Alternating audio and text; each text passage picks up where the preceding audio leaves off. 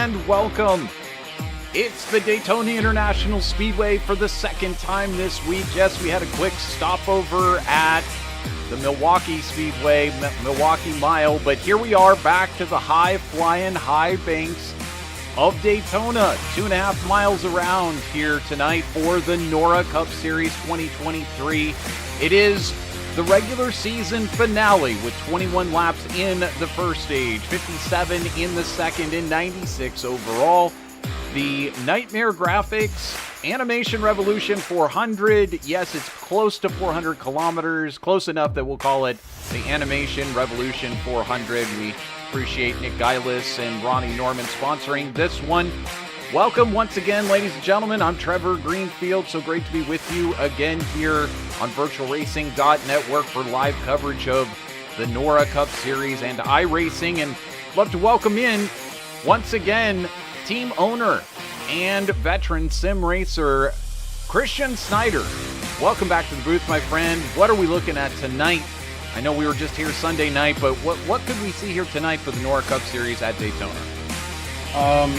A lot of good racing. Every time these guys come to Daytona, it's some of the best racing, usually caution-free. We see a lot of green flag pit stops. Hopefully these guys can pull that out tonight and have a clean race, but I don't know, with desperation mode setting in for a few of these guys, there could be some cautions with people needing to make some 3-wide risky moves. So a good number of drivers in a must-win tonight in order to get into the playoffs. You know, two of the biggest names that are still out of the playoffs are Moniz and Kyle Rochelle, both of them in a must-win here tonight. Definitely, and while we're talking about it, it's still, obviously quite a few drivers that have already managed to step into the playoffs, and let's take a look right now as a couple of the drivers are just finishing up their qualifying efforts. We'll look at how they stack up. At the moment, it's Vincent Arthur who retook the lead. You can see it's only by a slim margin over his teammate and rival here in the NORA Cup Series, Ronnie Norman, who is about 15 points back. So can Norman manage to take the regular season title, or will it be Vincent Arthur? Brady Moats, not that far back, but far enough that mathematically he won't be able to do it here tonight. Robert Christenberry, a.k.a. Jake Christenberry, holding tight there in fourth and all the way back. Cody Height jumping up one spot, but it's the drivers in yellow that are already guaranteed to be in. Everyone else, except for Matthew Hibbs, could push his way in if he's in the field tonight, which I'm not sure if he's qualifying or not. I don't think he did make qualifying. So with that, it does look like it's going to be pretty well set, but some of these drivers could win their way in, as you mentioned, Christian, and that would be phenomenal to watch happen because it would sure shake some things up. Here we take a look at the owner standings after 27 races. No changes through the top 8. In fact, the number 33 increasing its lead, and looks like it's going to pretty well shore up the regular season title for that number 33 over at Flatline. But still some tight battles there. You look at 687, 687, and 667.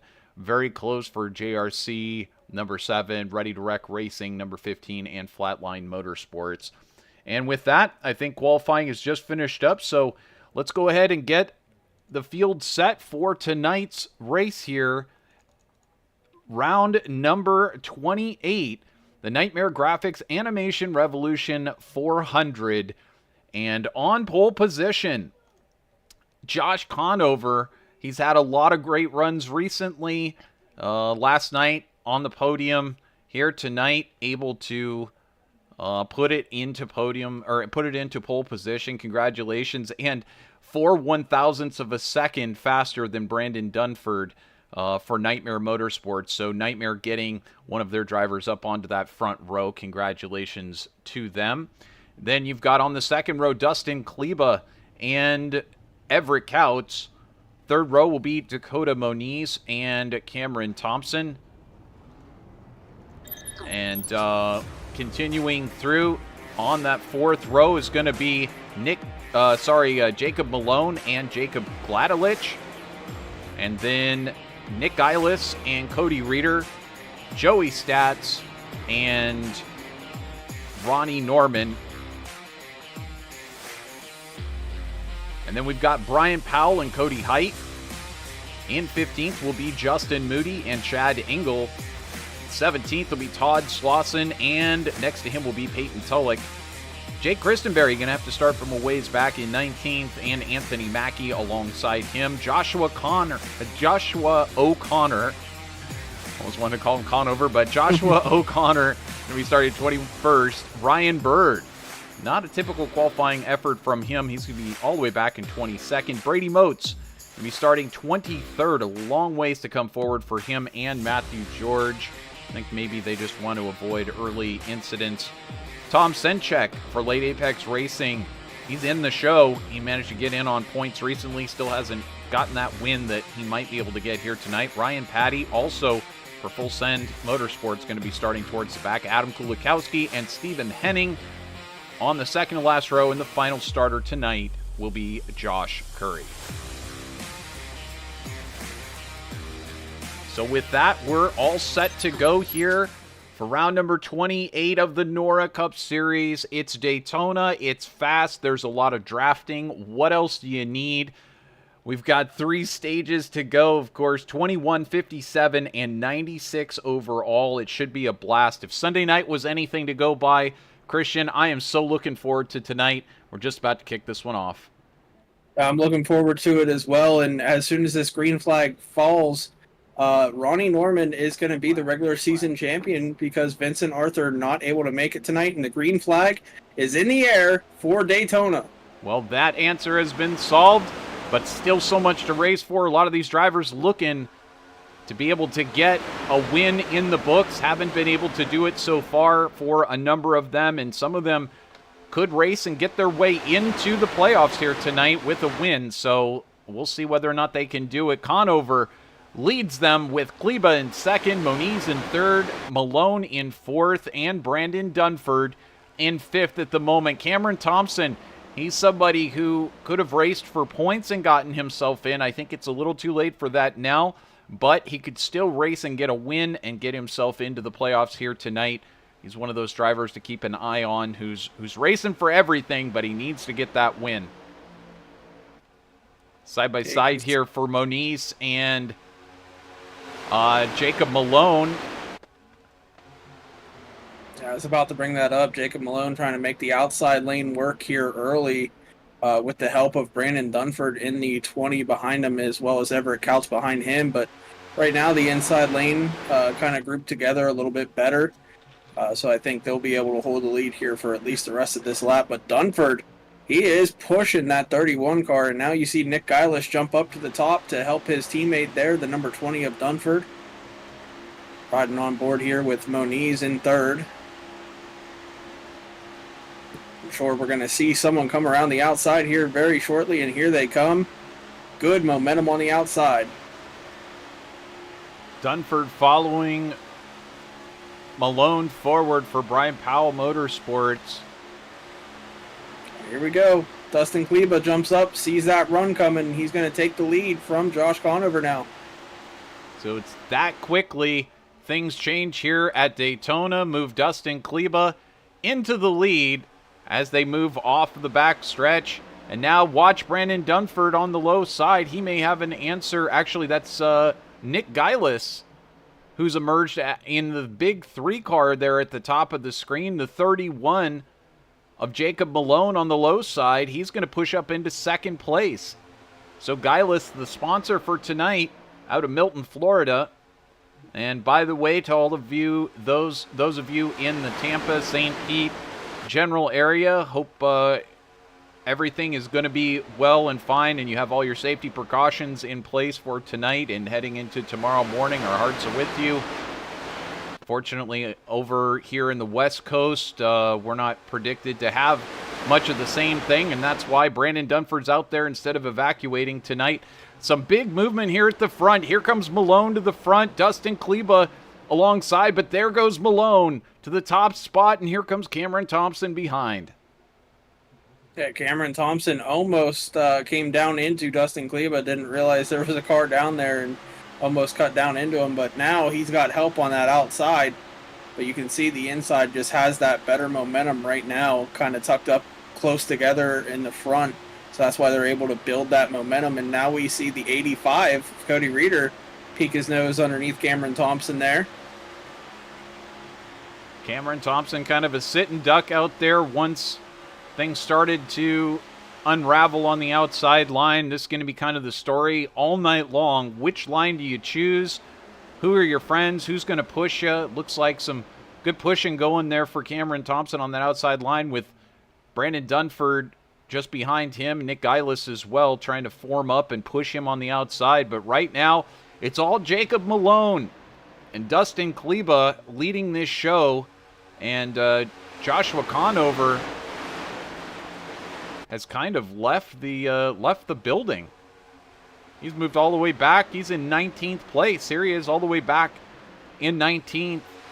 We've got Jacob Gladelich, Anthony Mackie surrounding him at the moment, and he's just far enough that if there is some problems up in front, he can possibly avoid it. Hello to everybody joining us over on YouTube. We appreciate you checking in with us and letting us know who you're rooting on.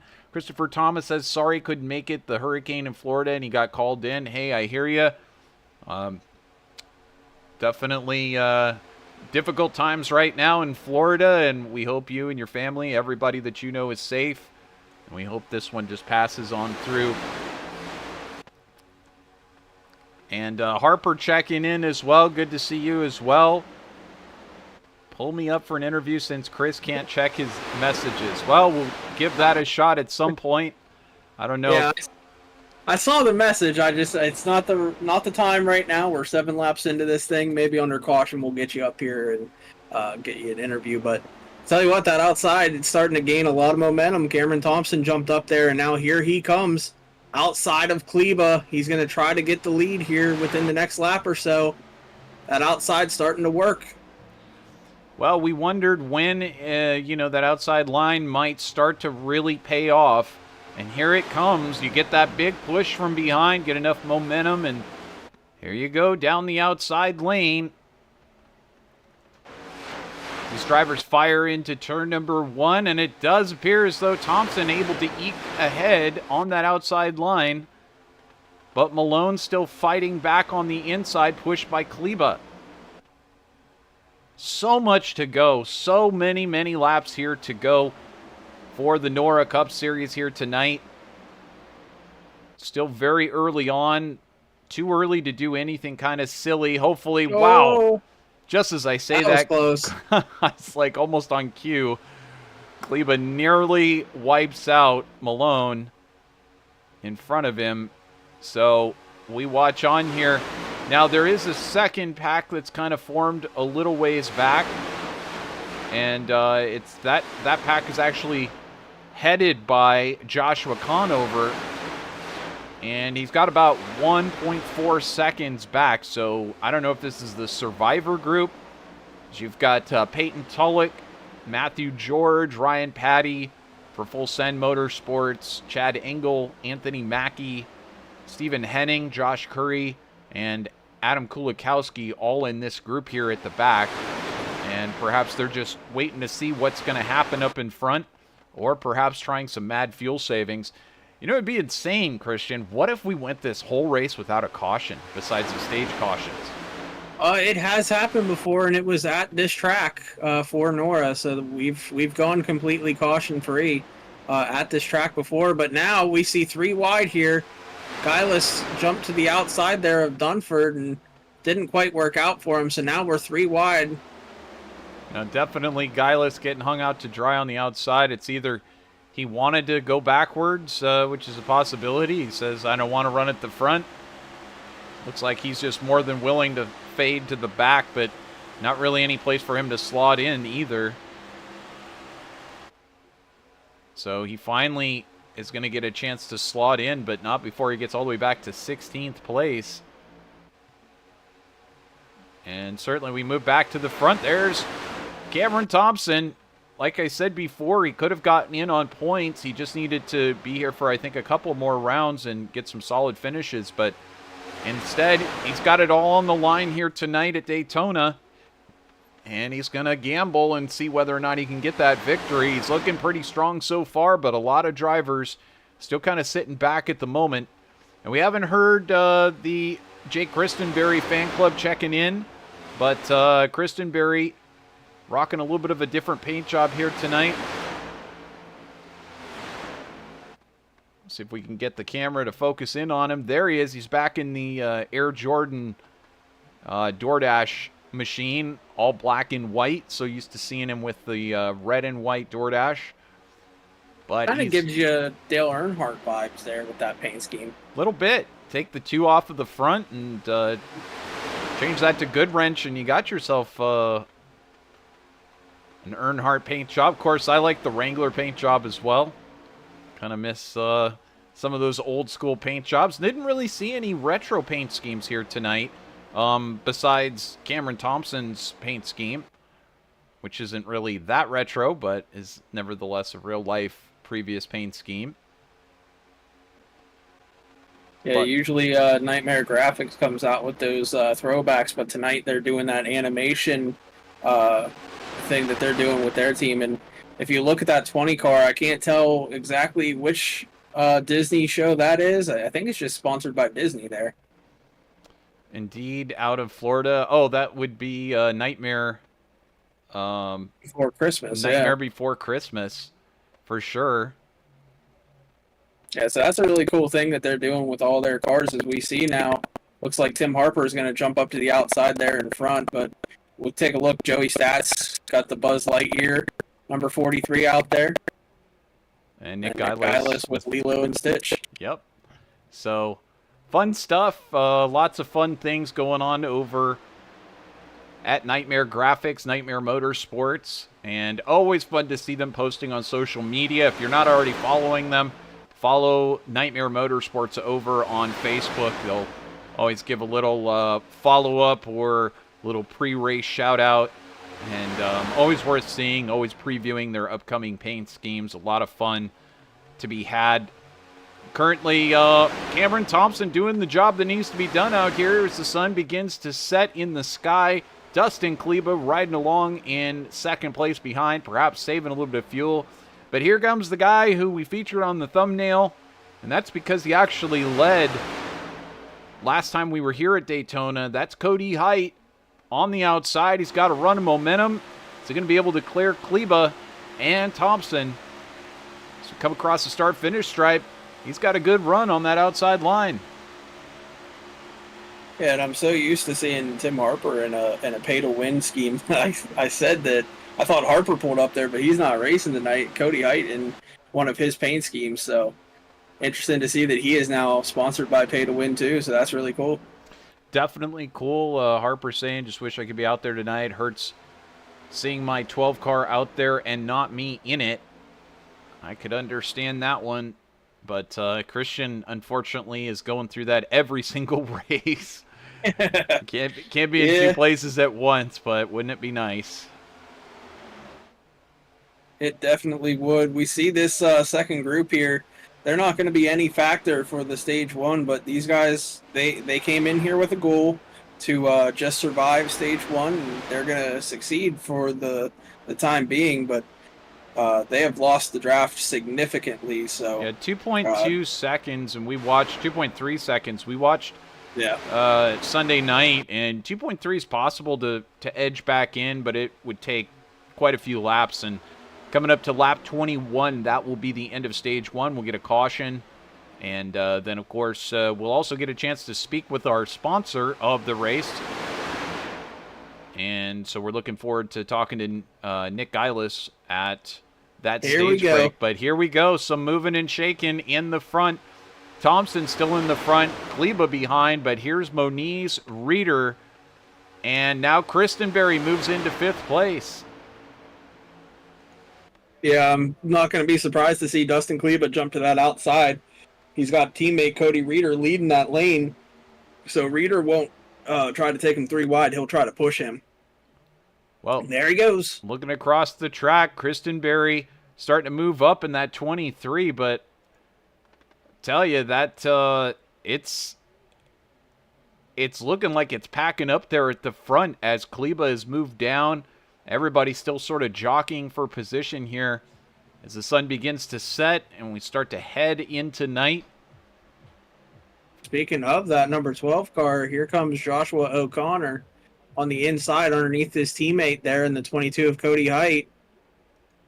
He's peeked his nose into the top 10 here. Cody Reeder up there on the outside. Kristen Berry now into 4th place. Moniz in 5th. Cody Height into 6th. Josh O'Connor now in that 7th position. And just 2 more laps until the end of stage number 1. So Reeder on that outside line finding a little bit of a groove. He's got Kristen Berry just pushing him behind. I'm thinking that this groove is starting to come in out here on the outside, and we're finding some success getting enough cars together in a line. This might be the recipe for success tonight. It very well could be. It all depends on who's behind you in that outside lane and if they're willing to push aggressively, because you really got to push hard if you're on the outside lane to make up for the speed that the inside has. So you can see this big bump there from Jake Kristenberry. That's what you need to do on the outside. This is going to clear them of Dustin Kleba, and now Kristenberry pulls down. That leaves Cody Height kind of out there hanging out to dry, and it leaves Cody Reeder. Oh, Height puts Reeder into the wall. They're still banging off each other here, the 12. He saved it. My goodness. Cody Height, the 22, manages to keep it together. Josh O'Connor out there in that 12 car. And it looks like they're still spreading out at the front. Kristenberry up into the lead. Thompson in 2nd. Moniz in 3rd. Kleba in 4th. And they're still racing it out in this 2nd group now. You've got Moody and Slauson now fighting it out for 6th place, but they're jockeying at the front. Everybody is moving everywhere as Thompson moves up the track, and Kleba has to take evasive action. Here comes Ryan Bird out of nowhere as we're just about to get to lap 21 in the end of stage, and the 12 moves up the track, and I believe that is into Dustin Kleba. And the stage break comes out.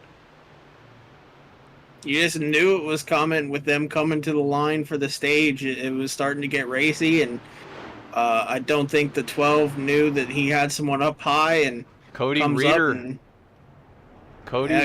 involved, and I mean this is several of the best cars out here tonight. Joshua O'Connor. So Christian, I guess we're called in to do what we do best here.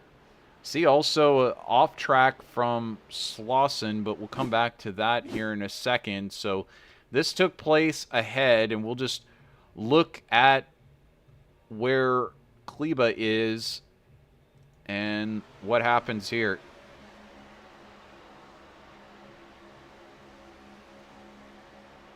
Yeah, the 12 tries to follow the 2 of Cameron Thompson. Doesn't realize that Kleba is still up there, and will just run him into the wall there. And a few cars going through the grass to avoid, and looks like only 2 or 3 cars involved in this one. Could have been a lot bigger, but luckily only 2 or 3 cars involved in this. So on board with the 12, this is what he saw coming through. Tries to follow him up, and he was not clear at all.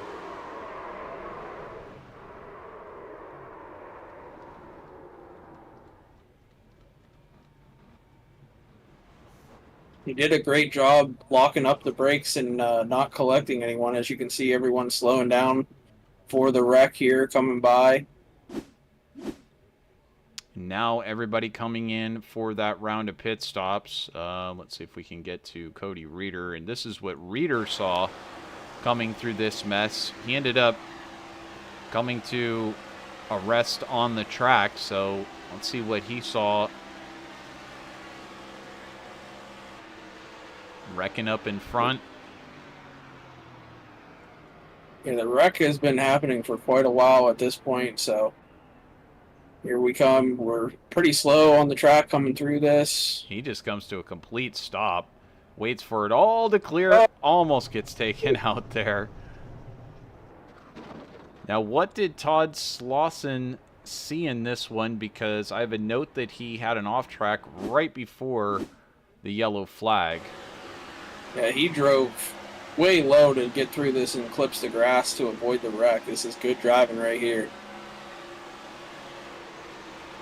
Wow. Here he goes, through the grass. Wow.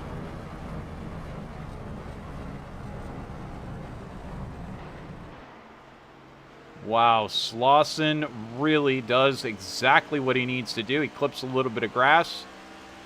Unfortunately, that puts him back towards the back, but he'll be able to recover from there. And Christian, I think we're going to get a chance to chat with our title sponsor of tonight's race. If I can find where he is. There we go. So here we go. Let's go ahead and bring him up here to the booth. We'll get a chance to chat with him. Nick Geilis. He's been sitting where you're sitting right now, Christian Snyder. But tonight, Nick is out there on the racetrack. And Nick, tell us a little bit about Nightmare Graphics and what you guys do over at Nightmare and Nightmare Motorsports and tonight's race, the Animation Revolution 400. Yeah, so Nightmare Graphics, much like Snyder Graphics, is a paint scheme production company. We mostly work on oval paint schemes. I will do some off-road paint schemes, some dirt road schemes. Don't really touch the road stuff too much. But yeah, we do affordable prices, $5 for those outside of the league, $3 for the league drivers. I'll say it right now, my teammates get them for free. That's the benefit of being a Nightmare Motorsports teammate. And as for the team, we do a little bit of everything. We like to run everything there is, and right now it's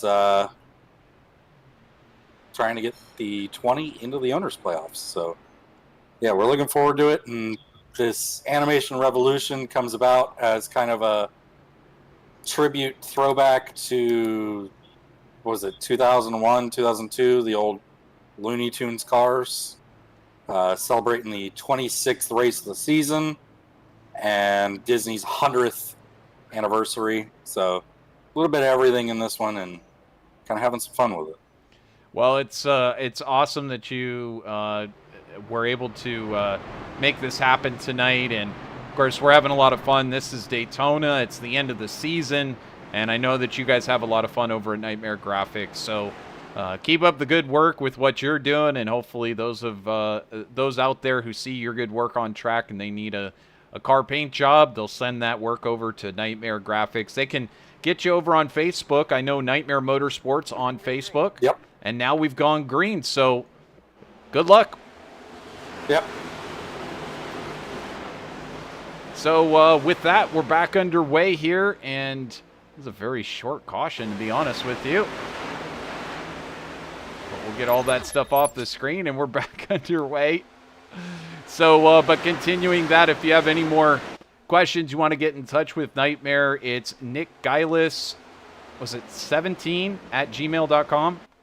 19. Nick Geilis 19 at gmail.com, and definitely get in touch over there. One of the cool figures here in the NORA Cup Series, as he does adminning and also one heck of a racer out there. He's already taken victory. In fact, he took victory here at Daytona, didn't he?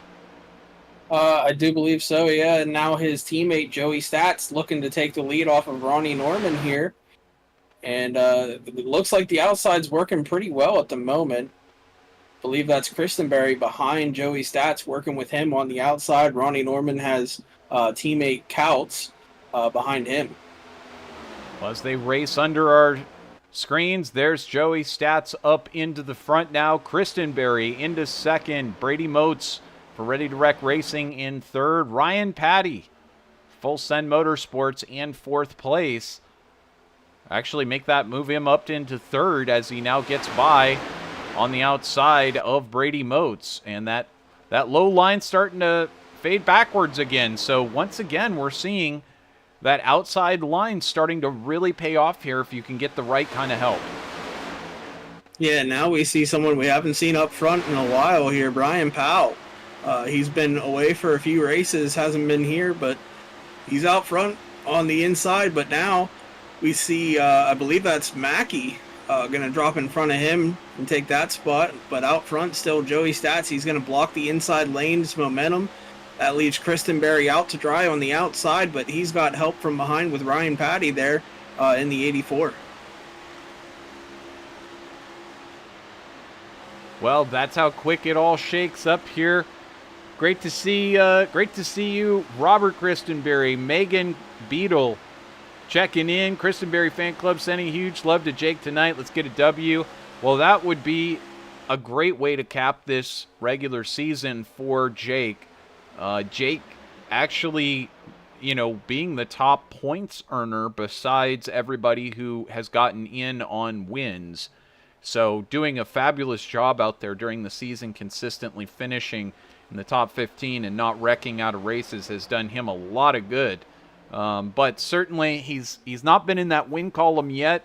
It's one of those things that I know he's looking forward to doing. And if you just go down through the list, there's a few drivers it's kind of a shock. They haven't seen the victory circle yet. Kristen Berry being one of those. How about Cody Height? He hasn't won here in the Cup Series, as we now see. Change for the lead. Moniz underneath Ryan Patty there with his Apex teammates. Now 3 late Apex cars leading this thing with Cameron Thompson now in 4th. And Ryan Patty is getting left out to dry. Everyone passing him, and he has gone clear back to 11th, now 10th place in 1 lap. It is scary how fast things change here in VirtualRacing.Network Daytona land. We hope you're enjoying this one, as it's a lot easier up here in the booth as you see Cameron Thompson arrives on the scene and gives a nice big shove up to Ryan Bird. Now they race side by side, but things changing so fast out here. Christian, what's it like behind the wheel of one of these races and you're running up at the front? Is it as hectic and white knuckles as it looks? Yeah, especially whenever you're 3 wide, it gets really intense. You got to be laser focused out here, and you never know when someone's going to try to put you 3 wide or make a last second move or block on you. So you got to be alert at all times at this track. And we see late Apex out here, all 3 of their cars out front right now controlling this race. 2 on the outside, 1 on the inside. But if you look, but behind, yeah, I think you're going to say behind them, Harper Motorsports coming up there too. Yeah, absolutely. It's all late Apex and Harper in the top 6 right now. As Thompson has now moved into 3rd, Cody Height in 5th, and Joshua O'Connor right now in 6th place. Ryan Bird in the top spot for late Apex Racing on lap number 30. So we're just going to be approaching a third of the way through this race, and it's flying by so quick. Fortunately, everybody, despite moving around quite a lot, remaining semi-sensible with their maneuvers. Of course, I think the last time I said that, I regretted saying it, so never mind that I said that. We'll just hope. Too late, cat's out of the bag. Too late. Well, we'll see what happens here tonight. It can always change. But Kristen Berry right now fighting in 6th place. How about we take a look a little bit further back? Here's Ronnie Norman. He started up there in the front, but he's since come back here to sit in the back here for this second stage. Got Brady Motes, Cody Reeder, Dustin Kleba, who say, no, we're going to sit back here. We're going to just try to survive this second stage. We're not going to go up there and challenge too hard at the front, at least not until we get close to the end of the second stage, in which case we might see some of these guys move their way up there. Back at the back end of this field, you got Josh Conover. Of course, he started all the way at the front on the pole position. And Peyton Tulloch made it in the race tonight. Great to see him. Nick Geilis as well sitting in the back in 28th place. And Jacob Gladelich, one of those drivers that absolutely knows how to get it done, could very well end up at the front before very long. Dakota Moniz now at the front for late apex. Tom Senchek just behind Joshua O'Connor. I did it again. He's there in third place. Kristen Berry now swapping positions side by side with Cameron Thompson, and it's changing faster than we can think about it. There's O'Connor diving down to the low line, jumps in front of Cameron Thompson, and he's going to try to ride that wave to the front. Yeah, the inside lane looking a little bit more organized right now. Only 5 cars on the outside, and as I say that, everyone now jumping to the outside here. Looks like the outside going to have a lot more momentum now. And now late apex guys trying to push around Jake Christenberry as he drops down to the bottom. And now all 3 late apex guys controlling that outside lane, and then behind them it's the 54 of Mackey and Malone. Or no, I'm sorry, that's Curry up there in the 51 behind him. So those guys trying to make the outside work, but right now Christenberry and O'Connor having a pretty good run on the bottom, going to clear Moniz as they come out of turn 4 here. O'Connor having a really good run. Of course, he was involved in that incident before, so he's going to need to watch it, make sure that he doesn't cause a caution for the rest of this race. But currently sitting in second place, he goes to the outside of Christenberry. Had a heck of a run there and manages to just squeak ahead, but there goes Christenberry back by on the inside. Yeah, they're dead even right now here for the lead between O'Connor and Christenberry, I believe. And now O'Connor going to squeak ahead here. Moniz pushes him out there. Let's see if Moniz chooses to go to the bottom or if he's going to stay committed. He'll stay committed, at least for right now. But now he drops down. He's got a teammate behind him in Senchek. And they're going to control the bottom lane. And now their other teammate, Ryan Bird, going to push the 12 now. On board with Moniz, looking out the back. There's Senchek. And just behind Christenberry. Tight racing here at Daytona. It's been a great race so far. Seen a lot of different drivers make their way to the front. Shoot, half of this field has been at the front of this race already. And we're not even halfway through it. We're just over a third of the way through. So it's been quite exciting. Working our way towards the end of the second stage. We'll be here on lap 57. Are we going to see green flag pit stops before we hit that mark? I believe we will. I believe these guys can only make it about anywhere between 25 to 30 laps, so they're going to be really close on fuel toward the end of this stage. Well, that'll be a very interesting one. Who will undercut? Who will wait till the very end? Of course, the draft is going to play a big role. As you see Cameron Thompson now march back up to the front. He's got Cody Height on his rear bumper. I believe Joshua O'Connor forming up as well on the inside. So these drivers, sometimes it works out. There they are, 1, 2, 3 on the outside. That's Harper Motorsports on the outside with Late Apex 1, 2, and then Christenberry in third for Prestige TRD. And that should also say something. I mean, Anthony Mackie is back in 10th place. He's teammate to Christenberry at Prestige TRD, but Christenberry's been kind of carrying the torch for the most part over the season for Prestige. And as one of the only, I think, the only Toyota team in the field, puts a lot of pressure on Christenberry's shoulders each and every week to go up there and try and challenge the front guys. But that seems to be what he does and what he does best. And perhaps at a drafting track like tonight, may have a real good chance at taking victory after all. A lot of movement up there, though, on that outside line. Yeah, Toyota very far behind in the manufacturers championship right now. It's a mix between Chevy and Ford for that championship, and be interested to see which manufacturer pulls out in front toward the end of the season. But right now, out front, 2 Chevys with 2 Fords on the outside leading those lanes. So it's been like that all season, Ford versus Chevy. and we're seeing it come to fruition here at Daytona. Well, one heck of a battle happening here between some different teams. Late Apex Racing very well represented. Harper Motorsports represented in the front. Though I have a feeling at some point we are going to see Full Send and Flatline emerge at the front as well, because I'm already seeing Ryan Patty and Todd Slauson form up over at Full Send. Nightmare may be back up at the front, and you can't count out KPR Motorsports either. So this is it's shaping up to be a teammate battle, and before too long we might start to see some of these teammates forming together besides Late Apex and Harper. Moniz and that's usually how these races work out. You try to get with your teammates before you try to make a move toward the front. And the majority of the teams are in channels talking to each other, working together, trying to get in position. Especially for pit stops, you want to be in with your teammates so that it's nice, smooth, clean, and you guys can come out together as we see pit stops beginning. Late Apex coming down with, I believe that's Jake Christenberry in the 23.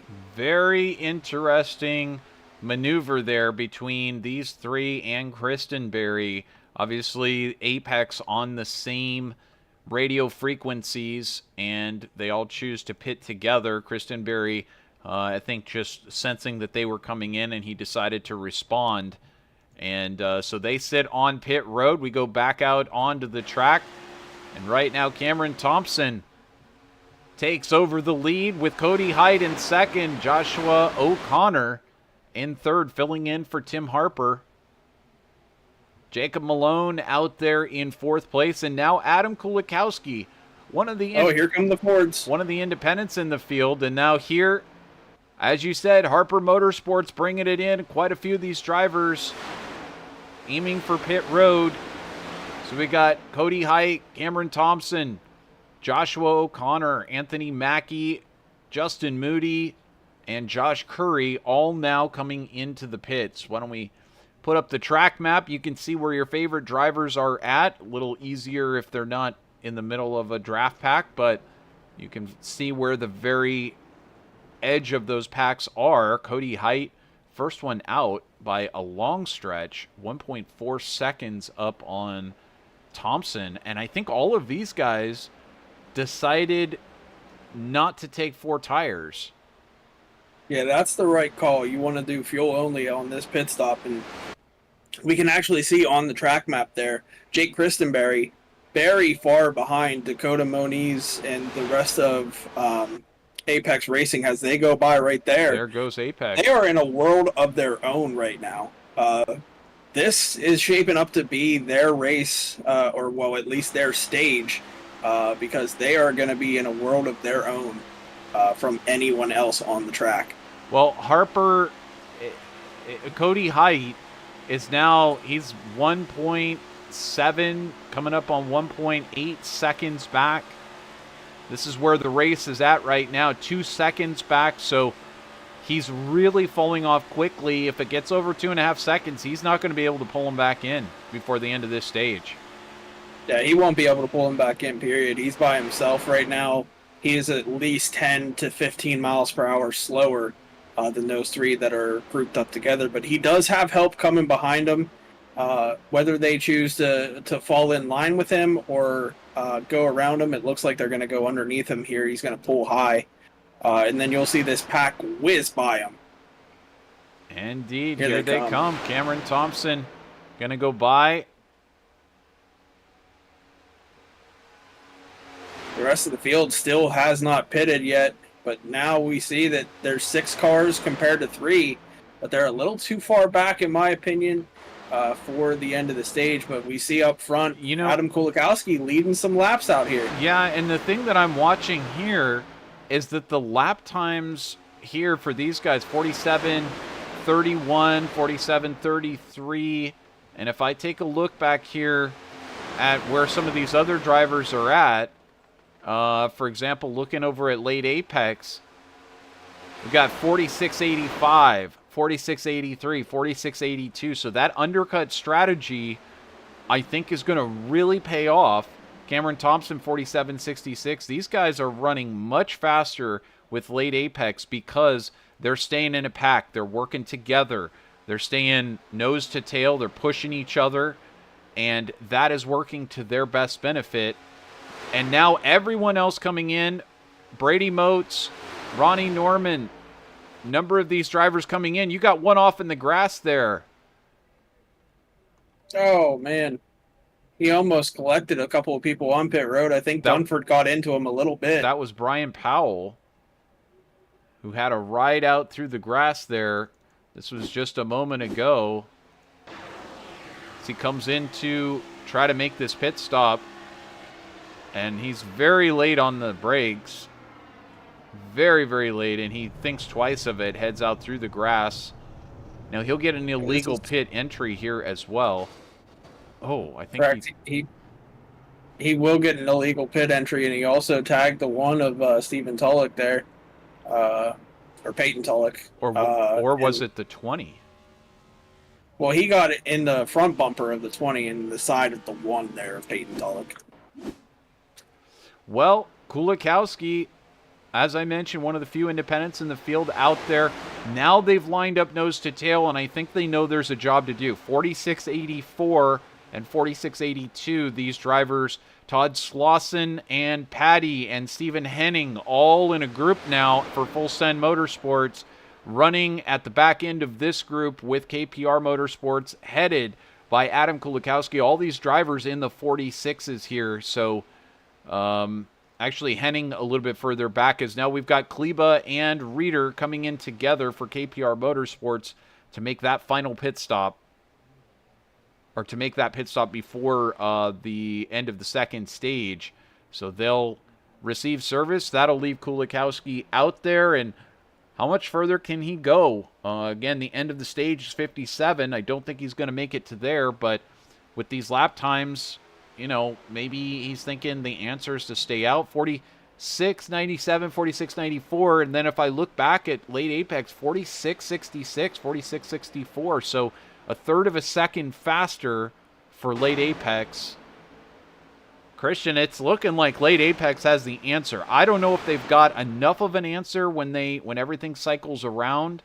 But Ryan Patty going to take over the lead with Todd Slauson in second place, and Stephen Henning now taking third place. So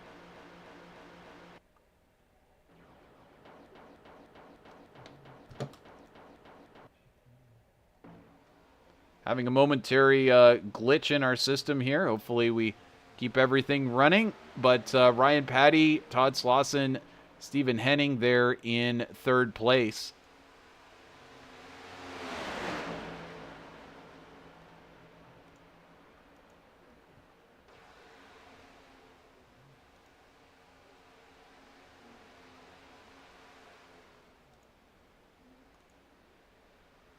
And we apologize if we've lost anybody out there. Appear to be having a little bit of technical difficulties here at VirtualRacing.Network, but we'll get it fixed here very soon. Stay tuned for that.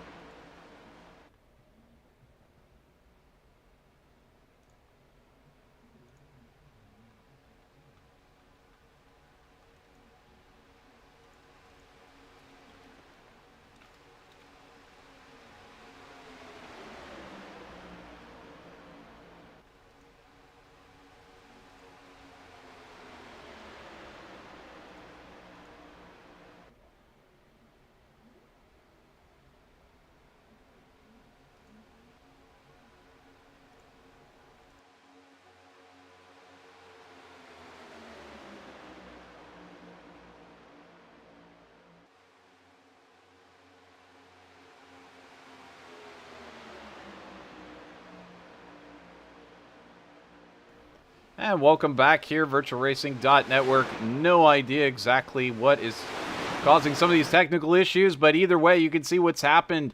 The late Apex Racing teammates have emerged at the front. Can they survive for 6 more laps? Because just behind, you've got Peyton Tulloch, Matthew George, Jacob Malone, and Brady Moats all have formed up.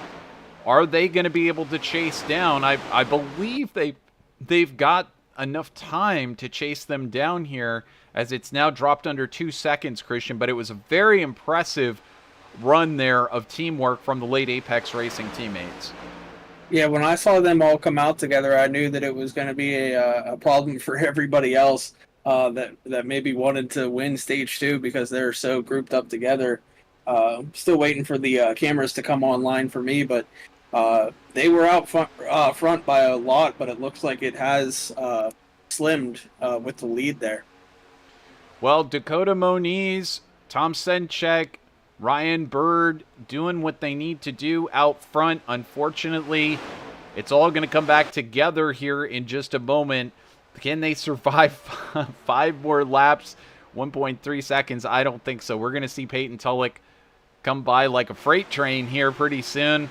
But impressive teamwork there by late Apex. Peyton Tulloch, first time we've seen him in this position, and he's looking like a championship contender. Unfortunately, he will not make the championship playoffs, but he's certainly looking like it tonight. Could tonight be his night here in that shiny number 1 for JRC Sim team? Anybody in this field certainly is a possibility. These type of races, there's no favorite really going into it, so anyone can win, and Tulloch is no different. He could definitely pull out his first win here tonight. Absolutely could do so tonight. It's a question as to who can hang on, but as we approach the end of stage number 2, here you can see Moniz struggling, and then Berg gets overtaken. The group has come back together. Peyton Tulloch says, I've been waiting for this moment, and it's finally here. There's Matthew George just behind as well for Flatline Motorsports. The late Apex team pulls up to the top, and here comes Peyton Tulloch to the front. Peyton Tulloch, your new leader here at Daytona. Yeah, that was a very aggressive block by the late Apex team. The one car clearly had about 5 to maybe 8 mile per hour better speed than those guys, and they jumped right up in front of Tulloch. But quick thinking by Tulloch, put himself in the middle and will take the lead with Alliance driver Matthew George behind him. So there is Matthew George in second place, but just behind that's Jacob Malone, Brady Moats, Ryan Bird still in this. There's Ronnie Norman. He was all the way at the back after starting this stage. And now you see Malone charging up forward. There he is on the outside. Bird goes to the outside, and Malone taps him and puts him in the wall. I was about to say that with that late Apex team making that very big block on the entire field, they lost pretty much all respect from everyone in that group. So once they tried to make a move around somebody, they got returned the favor and got blocked. Well, it just goes to show you got to know who your friends are out here and do yourself a favor and try and make as many friends as you can. But, we've got several cars in the wall, including, I believe, Cody Height. There's Cody Height wrecking. Everett Couch involved in this one. Jacob Malone. We were just talking about him at the front of this one. Oh, me, oh, my. This is not what we wanted to see here. And there's Cody Reader. Wrecking. Let's go back to that. They were still wrecking out there. It's going to bring up, as it looks like it's finally, the carnage has finally ended. It's going to bring up the replay, but then another crash coming from Cody Reader. So let's see if we can figure out exactly what happened here. This is Cody Reader and what he saw. Well, the wreck had already happened way before this with Cody Height was involved. But this is coming into the wreck. See, the caution's out right now, and they're all slowing down. But let's see what happens to Cody Reeder here.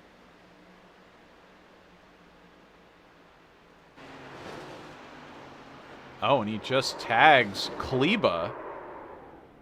I don't think he thought that Kleba was going to slow up. If we back up here, I was trying to shift to the nose perspective. Kleba really slows on track here, just dramatically. I'm not sure what to say about that one. Kleba, it was like he stepped on the brakes, but there was no place for him to really brake to. Not sure what to say about that one, Christian, but let's take a look at the actual wreck itself, as Cody Height was caught up in the middle of this one. And we jump over the top. There's Cody Height in that blue and white at the center of the screen there. And it looks like the actual action happens between Malone. Yeah, it looked like Malone made a move to go 3 wide, and the door closed very quickly from the guy on the outside coming down to block that lane. But, man, let's take a look here. And that's Everett Couts in front of him here. And now you see Malone go to the inside, and Couts was already coming down to cover that hole, and Malone just didn't check up, squeezes his nose into a hole that wasn't open, and starts a big one there. My goodness me. So, several cars involved in that. Cody Height, Jacob Malone, Cody Reeder, as mentioned. And now everybody making their pit stops for this second stage, which has just been completed. And it looks like Ryan Patty going to continue around. Actually, he's the first one back out of the pits. And he chose to not take any tires, I believe. 6.28 seconds in the box. He took 4 tires right before the stage there. Him and Todd Slauson both stayed out as long as they possibly could. Took 4 tires. It cost Todd Slauson a lap, but Ryan Patty was able to stay on the lead lap, so that allowed him to take fuel only here on this pit stop. Well, good news. So, we're going to take a quick break here on VirtualRacing.Network. We'll be right back. Stay tuned.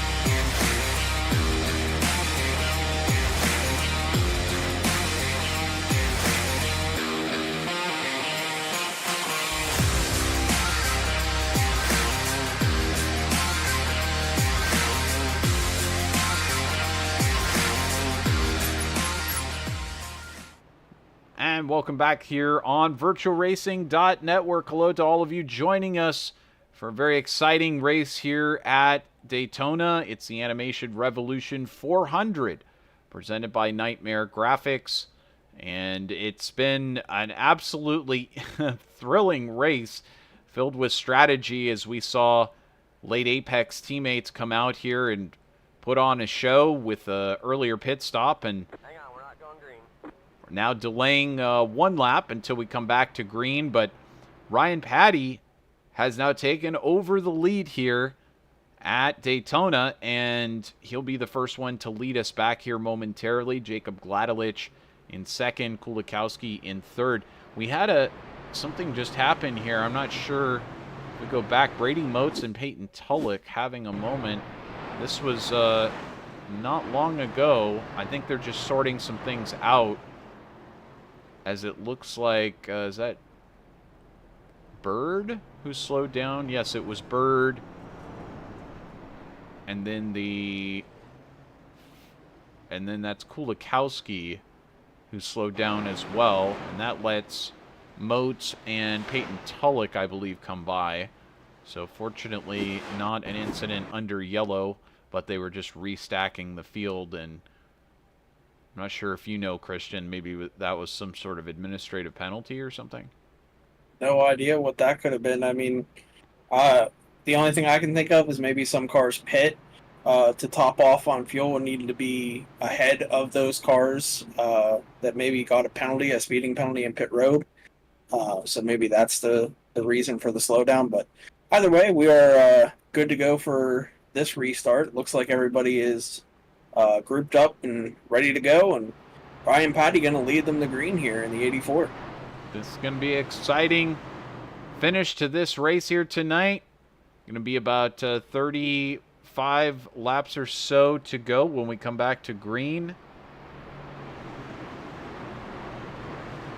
And also looking down through the field, it does appear as though, I see it over in YouTube, Cody Height saying, "Rip to me, 25 minutes required and 8 minutes optionals." So Cody Height taking the brunt of that one. And unfortunately, Cody Height going to be out of this race. Yeah, I saw when he hit the wall, the right front tire was no longer connected to that car. So that's definitely a lot of required repairs for that one. And that's an unfortunate way to end the night here at Daytona. But the rest of the field, we're going green here on a restart. Ryan Patty going to easily pull ahead. Probably going to jump up to cover the outside lane. And here he goes, covering the outside. But now Gladelich has a run. Will he take it low? Thompson's got a run as well. He follows Gladelich behind. And Patty drifts up to the top. Now 3 wide through the corner. Is it going to work out? Kulikowski in there with Josh Curry, Gladelich, and Thompson. And now looks like Patty kind of hung out to dry after that restart. Yeah, for some reason, the 51 decided not to stick behind the 84, went to put it 3 wide. But now, if the 84 pulls down, he's got a teammate behind him there, and Stephen Henning. But up front, Jacob Gladelich looking back on the field. It's about single file for about 10 cars there. So we're seeing that single file type racing come into play here at this drafting track here. Usually someone goes up there to break it, and it's Ryan Patty who's trying to break up that single file. Patty and Mackey now racing. Chad Engel, now up there as well to fight it out. Jake Christenberry emerges up in the front, now up into 6th place. So some moving and shaking as we start to look at the last third of this race. There's Christenberry on the high side. He's going to lend support to Patty. And you can see also, I believe that's Senchek who has arrived on the scene, and he's giving a little bit of friendly help on the outside as they now push their way back up to the front on that outside. So just when you're ready to count old Patty out, like he's drifting to the back, here he comes back again like a phoenix rising from the ashes. Yeah, we saw him on Sunday. He wrecked under the first green-white checkered. And then by the checkered flag, he was in 2nd place. So he's able to make his way through the field, but he does make very risky and aggressive moves, and that's the way he makes it up there. But every driver has their their way of driving, and his is aggressive. And at times I like it. There's times that you need to be. Other times you need to be calm. But with less than 30 laps to go in the race, this is the time to be aggressive and get up front. Well, definitely carving yourself a place out and letting people know you're there to race and fight, and you can't be pushed around, you can't be nudged out of the way, and that you'll come right back at them. It sets, it's a mental game as well as it is a car physical game, as we see one, I believe that was Senchek, who just went up and touched the wall. I think it was actually Rochelle. I saw some purple. Or is that Bird? I think that's Bird. Is purple. Is it time for us to have the conversation about how late Apex's paint schemes are all too similar? But no, at least now we can kind of tell them apart with their paint colors, at least. But Jacob Gladelich doing what he needs to do out front. Cameron Thompson holding strong in second for Harper, and Kulikowski emerges back there into third spot in the number 45. So doing a fabulous job, as I mentioned before. Kulikowski, is he the only independent here tonight? I believe he is. Only independent in the field here tonight. And without those teammates to help him out, but he's still up there fighting hard. Now, if you're paying attention, you might say, well, where's Flatline? Well, the first Flatline driver is back here in 8th place. That's Ronnie Norman. Then you got to skip back to 13th. There's Josh Conover. And then if you're looking down through the field, Matthew George all the way back here in 18th place. Is that where they're going to be at the end of this race? Probably not likely. We'll see where that all ends up. How about Nightmare Motorsports? We'll take a look through the field here. Well, the first Nightmare Motorsports machine. Oh, we've got incidents here, I believe. That was close to an incident there. Cameron Thompson jumped up last second in front of Patty, and Patty did not lift, but Cameron Thompson able to keep it underneath him, and now will be battling for the lead with Jacob Gladelich. Side by side they go, past the start-finish stripe. We're now working on lap number 67.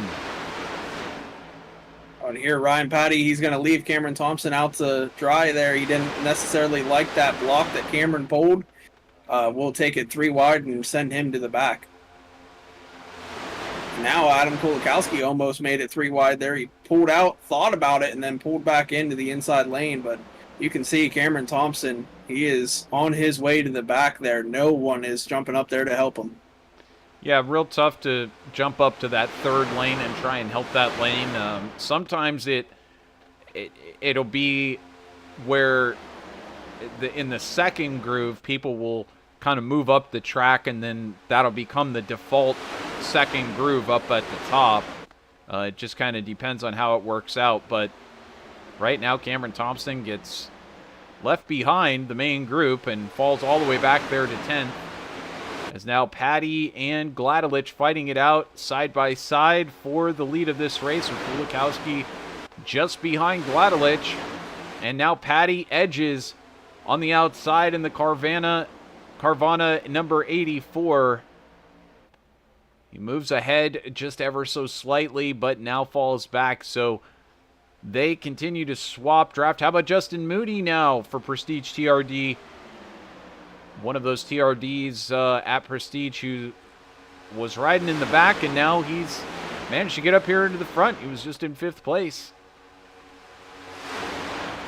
Yeah, having a good run here. A lot of guys having good runs that they don't normally have here within NORA, and this is one of those tracks that you can have your best run if the strategy is right. And for a lot of these guys, the Gladelich, Kulikowski, Moody, and even Cameron Thompson up in the top 10 is really good for them. But right now, Tom Senchek and Ryan Patty making this outside lane work pretty well, but the inside's working just as good. So it's kind of dead even on which lane you want to be in right now. You got to choose one, though, Christian. You can't be in both.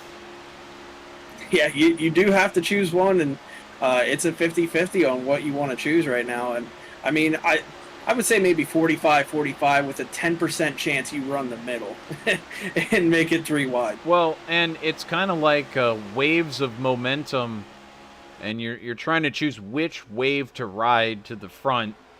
But then it can also be like when you go to the supermarket and you jump in one line behind a bunch of carts, and then you see another line that opens up, and you get behind that, but then it turns out to be really slow, and then you look back over at the line that you left, and they go cruising on by, and the next thing you know, they're out the door, and you're still waiting to load up on the grocery cart or on the grocery conveyor belt.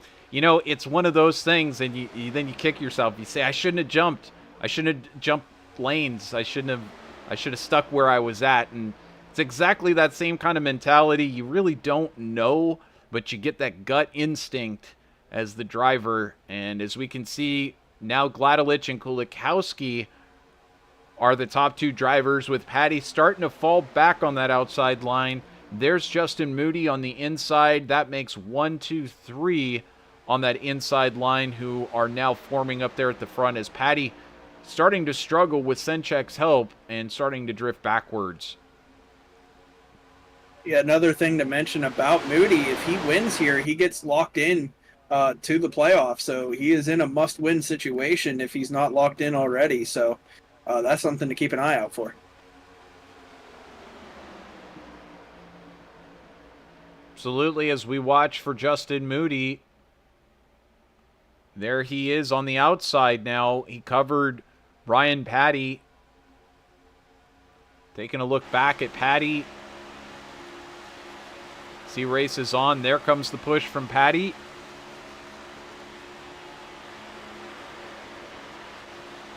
And Christian, maybe you can speak to this too. There could be some trust issues with some of these guys that, you know, the regulars aren't used to seeing running at the very front. You might be kind of wondering whether or not they're going to hold their line, whether they're going to be able to handle the 2 wide, 3 wide racing. That could be an issue. But then also, as we get closer and closer to the finish, who can you count on? Who can you count on to push you? Who can you count on to play ball here at the end? And now Moody moving all over the place. I got to interrupt you. Lapped car. This is going to put the entire field 3 wide. So let's see if they can sort through this here. So far, so good. Now we see the outside lane gaining momentum because of that. Yeah, the outside has moved significantly ahead, and that all started with Moody dropping low and blocking the inside lane, and now Norman drops low. He's going to lead the inside, and now the late apex guys, all 3 of them, going to pass on the bottom of Ryan Patty, but now you see Todd Slauson jump up to the top, and he's going to work with Ryan Patty, try to get him back up there, but these late apex guys, they work so well together. They are out front by a long shot right now. They're definitely very skilled at working together, but so is Flatline. There's Ronnie Norman. He's looking at moving forward.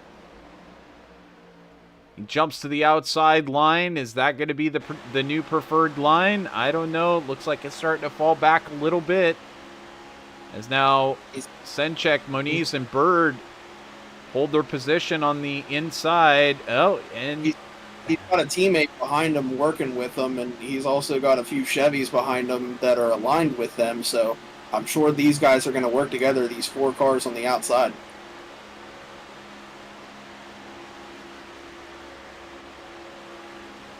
Well, Kulikowski goes flying by on the inside in his Chevy. Just 22 laps remain here at Daytona for the the regular season ending race. Round number 28 for the NORA Cup Series 2023.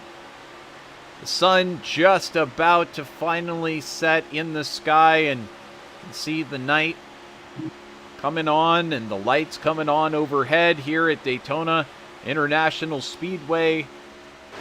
Cars glistening under those lights, and right now those late apex drivers are showing off. as they have now emerged 1, 2, 3 at the front of this field, and they're looking like the class of the field, at least coming close to the 20 to go. Yeah, Ronnie Norman, he's going to need someone who can push a little bit better behind him. He's not getting good enough pushes, or he'll need someone to jump up in front of him so that he can push them. Not very good pushes coming from Jacob Gladelich to the back of Norman, and that's what's keeping this outside lane from getting up there to these late Apex guys. Well, we watch and see how it's going to form up here as we've now officially reached 20 laps to go, and you know what that means. Oh, we got trouble. Of course. No caution, though. Of course it means we've got trouble. Who is that just went spinning away? Is that Stephen Henning? That was Jacob Gladelich that went around. He got he was trying to push Ronnie Norman, and Norman, he knew it wasn't even on his bumper, so he kept moving up and moving up. And the 7 kept moving up as well, and then he got into the wall, got a bump from Ryan Patty, and sent him around. Well, it's interesting that it does end up being Cameron Thompson, and I don't know if, I guess Brian Powell is down a lap, but it was Gladelich and Thompson. And now we've got quite a few drivers coming in for those pit stops here. So this is led by Dakota Moniz, Kristen Berry, Ronnie Norman, Ryan Bird, Anthony Mackey, Everett Couts, Brady Moats, Matthew George, Tom Senchek, Ryan Patty, all of these drivers now down here. Josh Conover as part of that group as well. All these drivers now getting their service on pit lane. You see quite a few of these drivers go sailing on by. But we are at 20 laps to go, and you know what that means. It's 20 to go, sponsored by Snyder Graphics. That's facebook.com/Snyder Graphics.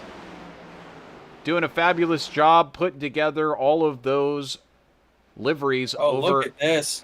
Oh, trouble. Kleba goes around. Kleba, but he does it by himself. Oh, he got tagged. He got help sent around. Well, but he doesn't make contact with another driver after that.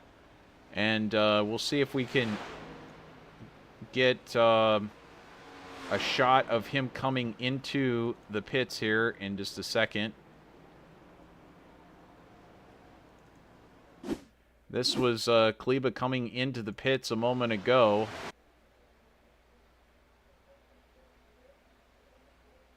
Is it going to be Cody Reeder, his teammate, again? Let's check it No, out it's here. not possible. There's no way. Reeder, he actually drove the whole way in the bottom, but Chad Engle's the one that gets into him and turns him around there. Well, there you go. But back live here, if we can pop back live, we should have a battle for the lead up front. Jacob Gladelich, he's going to have to pit here, but Ryan Bird, Moniz, and Sedchek again going to be the leaders of this race. But Ryan Patty, Ronnie Norman, and Jake Christenberry, they were able to make it to stay with them now. So it's not just a 3-horse race. Now Ryan Patty, Ronnie Norman, they're going to try to break up that trio. Well, before we get the graphic off the screen, I should point out that is a good-looking paint job on that Ryan Patty machine. And similarly, there's other really good-looking paint jobs. Well, here, Stephen Henning. That's a nice-looking paint scheme as well.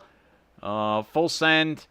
It's got their paint schemes all put together by Christian Snyder, Snyder Graphics. Make sure to head over to facebook.com/Snyder Graphics if you need any sort of custom car livery done on iRacing. He does them all.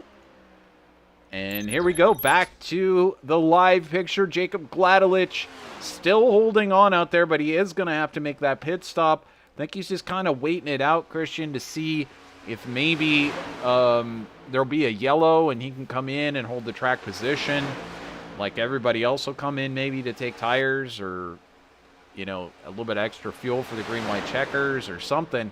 But Ryan Bird, Dakota Moniz, Tom Senchek holding tight at the front of this group. You got Ronnie Norman now slotting onto the outside, and Jake Christenberry in this group. Ryan Patty in there as well, Matthew George. So this group right now about to catch Gladelich once he He's about 2.5 seconds, and that is falling extremely quickly. And then it's about a 3-second gap back to Matthew George from Jake Christenberry. So, yeah, and I think that group is actually going to easily catch these front 5 or 6, or yeah, I think actually front 7 cars. They are easily going to catch these guys and bring it back to one big pack. But you can see the reason that that's happening up front is because Ronnie Norman, he is not content with staying in the line. He is trying to slow them down to get his teammates who are stuck in that second pack up there with them. well, here they go around Gladelich, and it looks like one of the drivers for Late Apex gets stuck behind.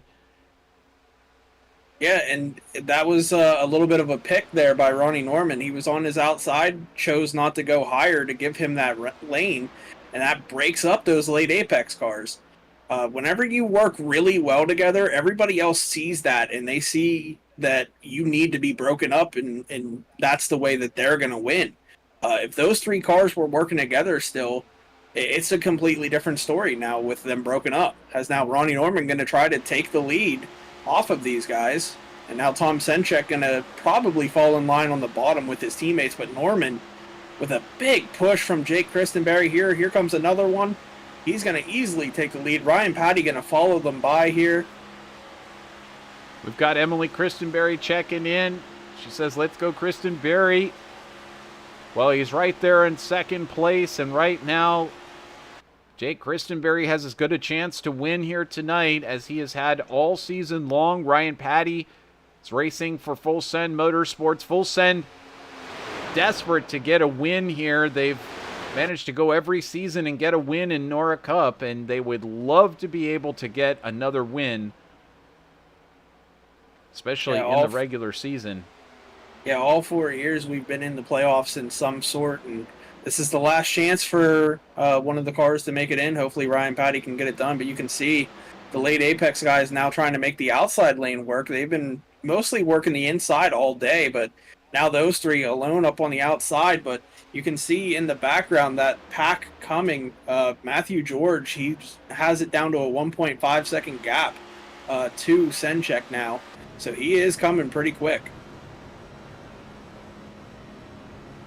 Matthew George making his way to the front here, riding for Flatline Motorsports. He's got his teammate Josh Conover right behind, and another associated car from Everett Couts just behind as well. He's got Ronnie Norman out front to try to slow everybody down and allow him to group back up. We're going to see a shootout to the finish. 12 laps remaining here for the season finale for the NORA Cup Series. Who's it going to be? You got Ronnie Norman in the lead right now. Christenberry in second. Patty in third. Bird in fourth. Senchek in fifth. And Dakota Moniz in sixth. But here comes Matthew George. Are we going to see him go by on this lap?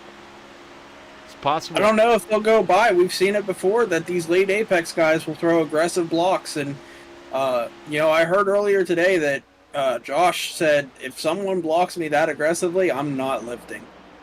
And that's got to be the mentality. If you're going to throw a block, you better be able to control that block and not go around. Well, here comes Ronnie Norman. They've got some lap cars coming up here in front as well, so this may play a role as they have to work their way underneath this traffic. Interesting to say that about Thompson, who was just up there in the front not that long ago. But here he finds himself towards the back in very close quarters racing right now for some of these drivers as we're now 3 wide with the lap cars on the outside. And I want to say there was a wreck. There's Ronnie Norman. I'm not sure, but I think the 12 may have gotten sideways. We've got to go back and take a look at this one. Norman,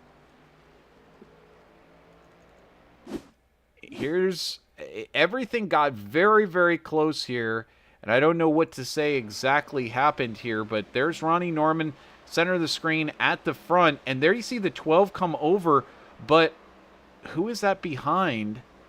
That was Ryan Bird, just gives the tap to Ronnie Norman. He wasn't square on the bumper. When you're not square on the bumper, that sends a guy to the left or right. And there it is. He just, boop, down to the left he goes, and around he goes. Well, I don't know what to say. Norman kind of sat between the two grooves. And I think Patty, I don't know if he could have slowed up for that. Well, that wasn't Ryan Patty. That was Ryan Bird. Excuse me, Ryan Bird. I don't know if we take a look here. We'll back it up a little bit, and you tell me. He approaches here, and he's about even on pace there. And then Norman moving ahead here with Thompson. And then I don't really get, I guess Bird just got a big run. Yeah, it looked like Ryan wanted to take it 3 wide and put Ronnie to his inside, and then Ronnie was still there. He just drove into the back bumper of him. Well, either way, I think Ronnie able to recover, and he's going to stay on the lead lap. So now Cody Reeder is going to come into the pits. Ronnie Norman's going to come into the pits.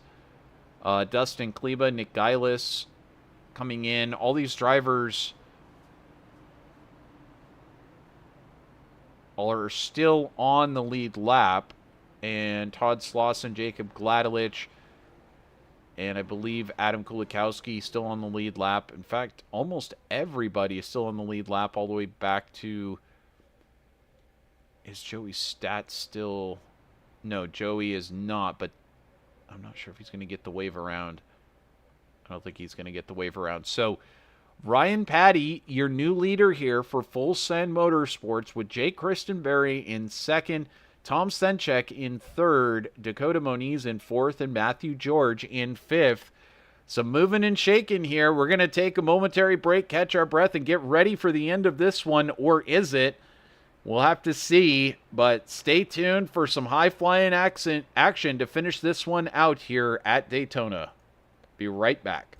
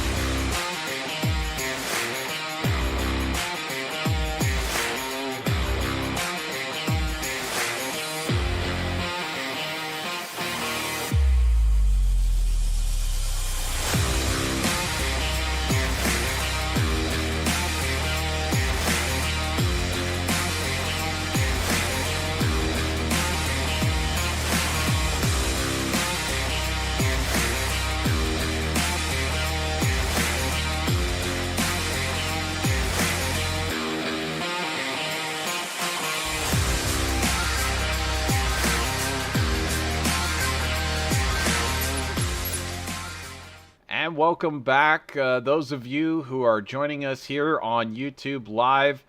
You got a show waiting for you tonight. It's great to have you with us on a Tuesday night here on VirtualRacing.Network. If you're not already a subscriber, this is the type of thing we bring to you 3 nights a week, and maybe more coming soon.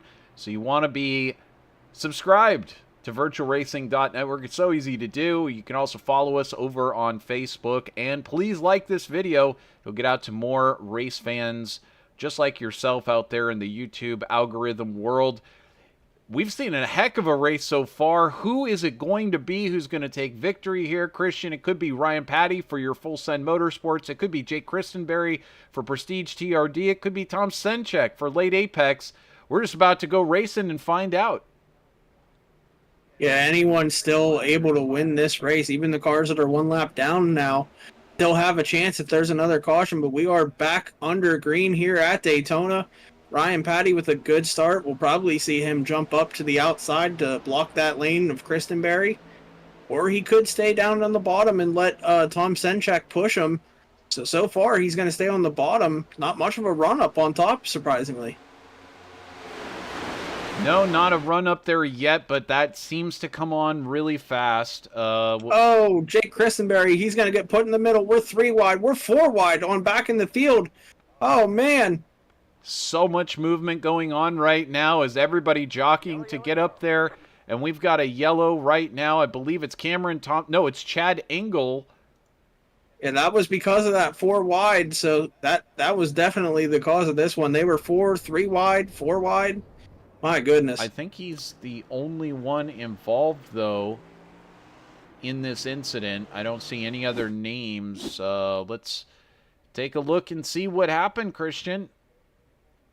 This is something we do really, really well here on VirtualRacing.Network. Look at that. Almost 4 wide there with that car on the outside, but we'll see here. Chad Engel, he's 3 wide, just barely makes a move to come low, and Christenberry tags him. Nick Geilis, unfortunately, involved heavily in that one. But Engel, the only one that went around, but definitely Nick Geilis, some heavy damage to that front end. But it looks like he'll just come down ever so slightly entering the corner, and Jake Christenberry was still there, and it just sends him around here. Boom, there it is. Oh, man. Kulikowski involved in that one as well? No, I was Kleba and Todd Slauson both involved in that one. Heavy into the wall.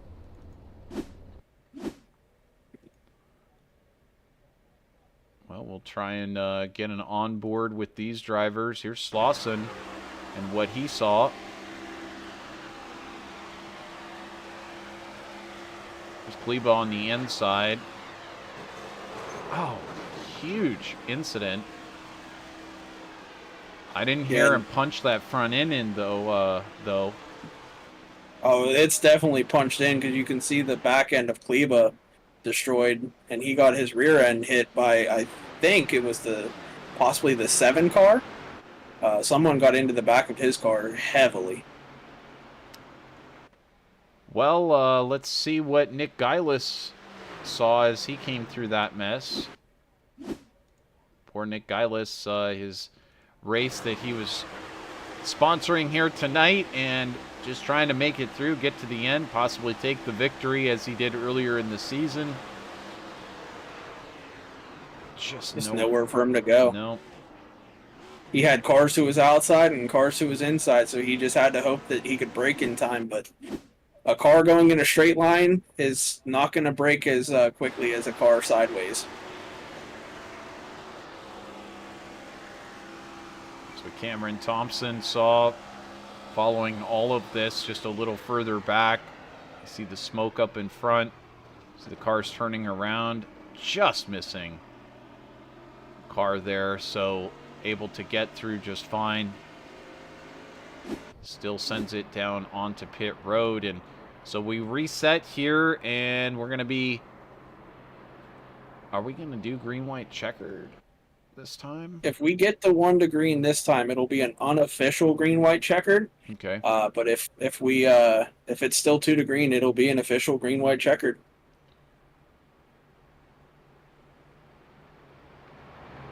So we'll have to see what happens with the pace truck.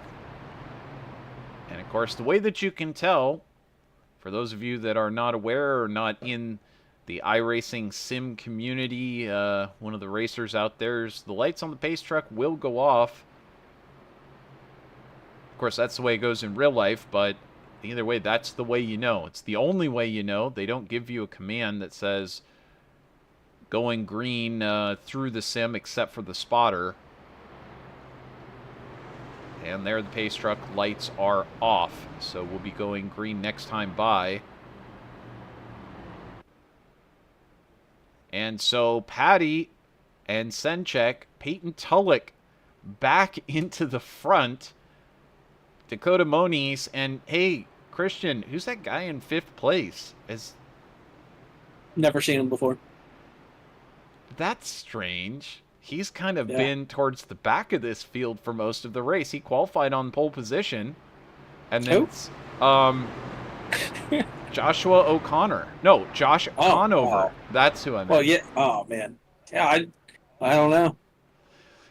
Well, first time I'm hearing about him. That's cool, though, that he's in the top 5. Yeah, and if you look at who's directly behind him, well, there's...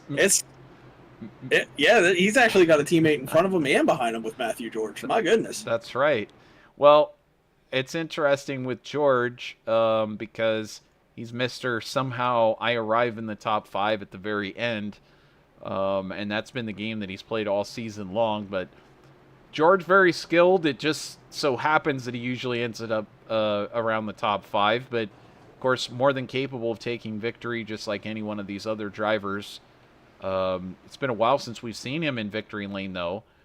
So we watch on, though, and it's any one of these drivers. I mean, you could come from 15th and take the victory. It all comes down to what happens in front of you. It comes down to whether we've got another green-white checkered after this one, whether we hit the white flag before we get an incident, whether your line on the outside is the right one or the inside is the right one. Too many variables. We'll let it all play out. Ryan Patty for Full Send Motorsports, leading us back to the green flag, possibly for the last time here tonight. Peyton Tulloch, great run behind him. Tom Senchek on the outside line, kind of a late run there on the outside. Here comes Josh Conover, Matthew George to possibly take that position, and Conover gets there. So Apex kind of gets stifled and sent back, and here comes the freight train of Flatline. Is he going to jump to the outside? No, Peyton Tulloch jumps to the outside. Conover and George try to follow suit. Here comes Kristen Berry with a great run, and Kleba just behind. Here comes Kristen Berry on the low side. Josh Conover looks to go down to the low side as well, but Tulloch pulls it down. We're staying green so far. Are we going to make it to start-finish? I believe we will. White flag in the air here at Daytona. It looks like Peyton Tulloch and Josh Conover in control of this for now. They're too wide back there for third. No runs manufacturing right now, so it's all up to these front 3. As now we see Kleba with a good run here. He's going to take it high. Kristenberry blocks. Oh, a little bit of contact. They're going to save it, though. Kleba. Peyton Tulloch still leading this thing. Here comes Kristenberry. Good run. With a great run. He'll run on the outside. Does he have the momentum to take Tulloch on the outside? Side by side they come off of turn number 4. Tulloch gets loose. He takes out Kristenberry. Conover going to survive at the front of this one. The only car to do so. Second place, Everett Couts. Third, Ronnie Norman. Wow. And that was all because we had Peyton Tulloch out in the lead. He was in a must-win situation. And he went up to possibly block. But in doing so, he got tagged by Conover because he moved up the track so far. And Conover going to come out here and win at Daytona. Who? How about Mr. Pole Sitter sit in the back and then wait until the final couple of laps, and suddenly there he is back at the front again. The 25 back in victory lane. Let's go back and take a look at how that all unfolded from the white flag. Christian, this was let's first ride on board with Conover, because this view is going to be what tells the tale of what happened. If I can get back here. There we go. So we'll ride with him from that white flag as he follows Peyton Tulloch. There's Jake Christenberry on board with Conover. Right there, the white flag's in the air. And this is where Christenberry gets a great run to the outside of them. Or he gets it on the backstretch, I believe. So Conover, I'm sure, yelling in chat in their little group to stay low that he would push him. Because watch this run that Christenberry gets. He's stalled out and then gets a shot in the back bumper. And then he comes flying to the outside. He's yelling to stay low. He's telling Tulloch, stay low, I'll push you to the end. You can see how aggressive Josh is pushing him. He gets a little bit loose from that bump. And then Conover goes on to win it. So Conover, he didn't intentionally wreck him at all. He was pushing his teammate as hard as he could. Tulloch just lost control of the pushes and goes around in front of the field.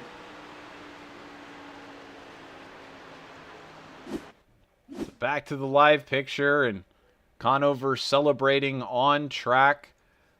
We'll bring up the final results, and we will be bringing you interviews with the top 3 here coming up shortly. Stay tuned here on VirtualRacing.Network.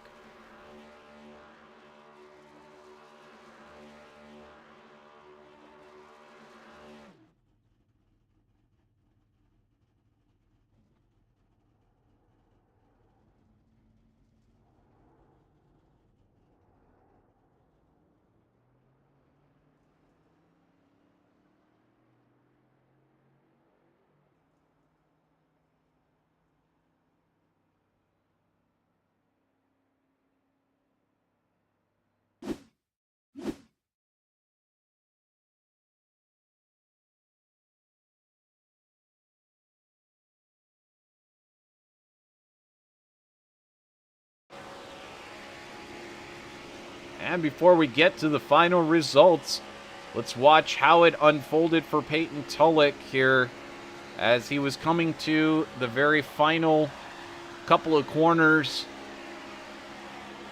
Want to show you the type of ride that Peyton Tulloch caught here at the end. There's Christenberry, and then he is looking backwards on the track. That's never what you want to see. Cars coming at you at over 180 miles an hour, still wrecking. Lots of drivers wrecking in the middle of this one. And he does some grass mowing. Peyton Tulloch, that close to taking victory, ends up in 11th place. And we go back to the live picture with Conover doing the reverse victory lap. And there you go, the final results on your screen. And this is one for the record books for Josh Conover. He's going to remember this one for a long time as he takes the pole position and victory for Flatline Motorsports. Everett Couts takes second place. Ronnie Norman secures that regular season championship for the NORA Cup Series in third. Anthony Mackie will take fourth place. Fifth to Stephen Henning. Sixth to Tom Senchek. Seventh, Todd Slauson. Eighth will go to Ryan Patty. Ninth for Peyton Tulloch. 10th for Matthew George. 11th, Ryan Bird. 12th, Jake Christenberry. 13th, Brandon Dunford. 14th, Dakota Moniz. 15th, Chad Engel. 16th, Jacob Gladelich. 17th, Nick Geilis. 18th, Dustin Kleba. Rounding out the end of the order here, 19th will go to Cody Reeder. 20th to Brady Boats. 21st to Justin Moody. 22nd, Cameron Thompson. 23rd, Joey Stats. 24th, Brian Powell. 25th, Joshua O'Connor. 26th to Josh Curry. 27th, Adam Kulikowski. 28th, Jacob Malone. And finally, 29th to Cody Height. So, with that, I think we're going to get a chance to chat with our top 3. Josh Conover still busy out there burning it down in Daytona Victory Circle, but Ronnie Norman will be the first one for us to chat with. And he joins us now in the Nightmare Graphics Animation Revolution 400 Victory Circle discussion. Ronnie, bet you didn't think you were going to get third after all of that. You were exactly correct, sir. I did not believe I'd be up here right now. Well, what kind of race was it for you tonight? We didn't see you necessarily dominating out front, but we saw you up in the front a number of times. It looked like it was a game of teammates out there racing. Of teams out there racing with each other. What did you think of tonight's race? And did Flatline have what it takes to get up there? And you got first and third, so that's got to feel pretty good. And JRC technically in second. Yeah, no, tonight was a fun race in general. I just wanted to get up there, get some stage points, stay out of the big one. Tonight was basically operation, get the number one into victory lane, and we was literally a half a straightaway away from getting it done, and unfortunate circumstances happened. But no, that was basically what our whole plan was. We were just all trying to get the one and locked into the playoff with it being the last race for the chase. So it was all systems go for him. I know I probably didn't make very many friends tonight. Whenever I was up front running with late Apex and running on their outside, I was just trying to side draft them and slow them down to let the second group catch up. So I'm sure everybody was wondering what I was doing there. So that's what that was. Just causing havoc, just having fun. I had a blast out there, even with getting spun. It was just so tight racing and all that, and getting spun into the infield, which I was kind of upset the caution came out. I was really mad that it came out. I just wanted it to go and play out the way I was going to play out, and unfortunately iRacing calls cautions whenever it feels like it needs to. But yeah, no, just I think I was 17th when I crossed the line on the last lap and brought her home third, so can't complain with that. I do believe we clinched the regular season championship after tonight, so that's another 15 bonus points to add on going into the playoffs next week. So definitely happy with that as well. And yeah, no, just I think we're all just bummed here at Flatline with the one getting so close to getting locked in, and so close but so far away. So yeah, that's about how our night went. Well, we've seen that happen a few other times this season when drivers get so close. Of course, not to bring it up yet again, Christian, but Todd Slauson getting so close to victory a few races ago, and that same sort of thing happening. Why? It's like salt in a wound. I know it, my friend, but it's happened. The point is, it's happened on the last lap a few times here. And but still, Ronnie, you got the job done nice and early this season. You punched your ticket into the playoffs, and of course here you didn't need to get a win. Peyton did, but you didn't, and you take the regular season championship. And I know it would have meant a lot more to you to be able to race with Vincent, but what does it mean to you to take that regular season championship after such a hard-fought season? So many great drivers up there, including Vincent, winning races, but going through a bit of a slump there through the regular season while you were still getting consistently good finishes in the mid to front part of the pack. What does it mean to you to get that regular season championship? I feel like in general it means a lot just because of the talent that we have here in NORA and these Cup cars, and week in and week out. I mean, you honestly have no idea who's going to win, and to be able to do it for 20 or so races. And, like I said, it would have been a lot more fun to race it out with Vincent tonight and really battling for it. But yeah, no, just just getting that honor of just being the regular season champion, just kind of just looking at everybody in this field. I mean, like I said, week in and week out, if you're running for championship in here, it's tight battles every week, and you got to be on top of your game. And luckily I've been able to come in here and get a lot of top fives and a lot of top tens, and, clicked off 3 wins this year as well, which was nice because I honestly didn't even think I'd have that many at the end of the season. So we're already at 3 and still got more chances for more wins. So yeah, no, like I said, just really grateful for it. Just grateful to be on a really good team here at Flatline, and with all the allies we got over there at JRC as well. So yeah, no, just very very honored to be able to have it. But yeah, no, it's a fun time. I just this year's of getting back into racing has really got me really back into racing, because last year was rough just getting back into it, and then now this year I feel like I've really taken off with it. So Well, I mean, it's awesome to hear that it's revitalized for you. Who do you want to thank for tonight's victory, for tonight's championship, but also for tonight's third place run? Yeah, shout out to FanDuel for being on the car all year. McAllister Reynolds of Columbus, Indiana. NOS Energy Drink, I believe Menards is on there as well. I want to thank Flatline Graphics for letting me run on their team this year. Thank Snyder Graphics for painting my paint schemes all year for me. I want to thank everybody over at VirtualRacing.Network for all their hard work and putting on some great shows for us. Thanks to everybody in NORA for coming in week and week out, just because even people that ain't even running for the championship, like, we appreciate everybody that comes in here and races and gives us these high car counts to put on good shows for everybody that does tune in and watch these races. So just thanks to everybody that's a part of this group, and thanks to everybody that tunes in and watches. Shout out to Brooke, Steven, Jake, everybody that just tunes in and watches my races and supports me. And we'll move on to Darlington next week. Got a Fugaze win there last time we were there in Darlington, so maybe we can get an outright win this time, this go around. So we'll see what happens. But yeah, no, congrats to Josh on the win. He's not going to be very happy. It's going to be a down Josh when you get up there to him. So, but also congrats to Everett on a good run in second, because he's had some rough runs here. So really happy to see him up here on the podium as well. And I'm losing my voice. Holy crap. But yeah, just thanks to everybody. Absolutely, Ronnie. Great run here tonight. Great run through the season. And of course, appreciate your kind words. And good luck in the playoffs. You got some tight competition, and we'll be watching for you. Yeah, thank you. Thank you very much. That is Ronnie Norman for Flatline Motorsports. He clinches the regular season playoffs, the regular season championship, and is launched into the playoffs.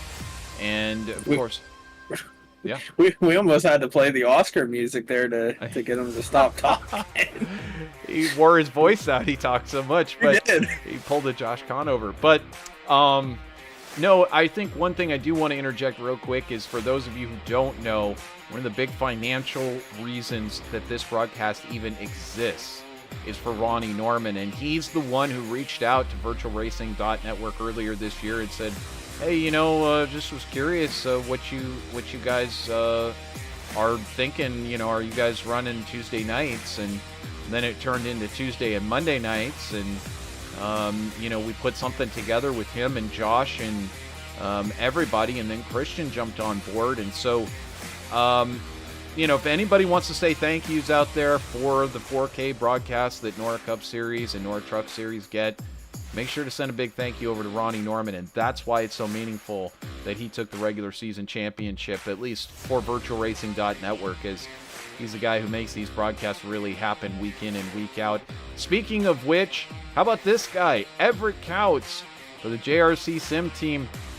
He had a fabulous run here, and I'll tell you what, we've been watching Everett kind of climbing up through the order each one of these races. It's not really a surprise to see Everett up there in second place, but of course, he's probably just as surprised as anyone else in that top group. Everett, welcome to the Victory Circle discussion here for the Nightmare Graphics Animation Revolution 400, and you ended up in second place. Did you think you were going to get second? How did it all work out for you out there on the track tonight, and congratulations?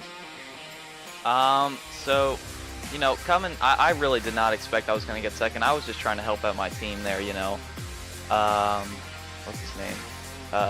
Peyton needed to get a win to get in the playoffs, and I didn't want to interfere with that, but inevitably, they all ended up wrecking at the end there, and I just kind of swooped in for a nice second place finish. It's really nice to finally get I don't even think I've gotten a top 10 in Cup yet. I have one in trucks at Mid-Ohio, but it's really nice to get a podium here, and I'm definitely looking forward to continuing to run this series and hopefully climb the ranks a little bit more and continuing to get these good finishes.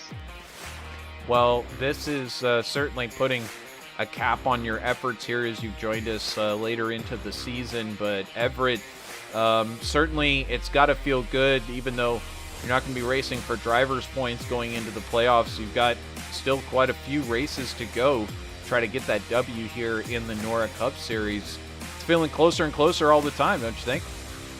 Yeah, man. If I could get a win in the Cup Series, like that would that would make, I don't know, man. That would be probably one of the best things that probably could happen to me like all year, basically. I mean, that would be amazing. I feel like that would just cement, me in this series. I'm kind of new here, so still learning the names and everyone here. So getting a W, even in like trucks or something, I'm running those full time.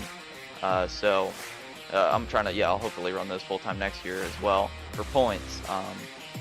But yeah, that would be amazing if I could get a win in any of the series. It's a bit like getting a top split win, or or getting a road to the championship. I don't know what I'm trying to say here. Road to Pro. Road to Pro. There you go. Road to Pro win. Something along those lines to take victory here in NORA with the stacked field that's here. I mean, you saw late Apex forming up a juggernaut there at the front. You got Harper Motorsports forming at the front. And Flatline, who started this season kind of in dominating form, has, as stacked of a field as they have been, they've had to fight 5 times as hard just to get back up here and challenge with the level of competition in this NORA Cup Series. How do you feel about the competition as we wind down and get into the playoffs here? Oh, the competition here is even higher than like a top split race would be. Like I'm gonna be honest, I get really nervous whenever I'm in like the top 5, even in trucks, especially on restarts. But it's just because everyone is so good and so organized, and you can definitely see that from the racing. We only had a few cautions tonight for incidents anyway, and there was still great racing. It just goes to show, how good the competition is here. And yeah, that's part of the main reason I really like this series as well, and why I keep coming back. It's just because it's so fun, You definitely feel rewarded when you do well, and I really like that. And yeah, definitely competition super high here. Well, Everett, anybody you want to thank for tonight's run to second before we close this one out? I would like to thank the field for wrecking, and Josh for giving me this opportunity, and also kind of coaching me through there. He was telling me, which lane to choose, especially to help out the team. That's all I really wanted to do, and he definitely helped me out there. I also want to thank Ronnie. He's been super helpful to me as well. He's the one who introduced me to the series. He DM'd me a few months ago, actually, and he said, "Do you want to run the truck race?" And I was like, "Sure." And I actually ended up getting the pole there. That was at Nashville. My only pole to this day, but I'm hoping to get more as this series go on. And yeah, I want to thank Josh and Ronnie for that. Well, we're looking forward to more big stuff from you here in NORA. Everett, great to have you here in second place, and good luck with the rest of your season. Thank you. So that is Everett Couch.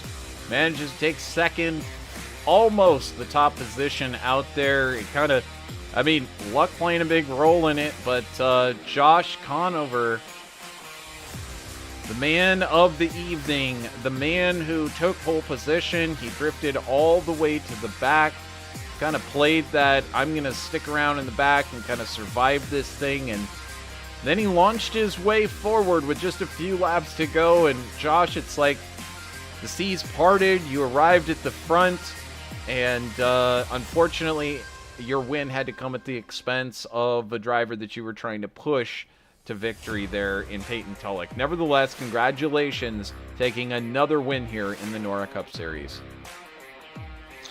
Yeah, thank you, Trevor. That one, I almost wish I could trade it.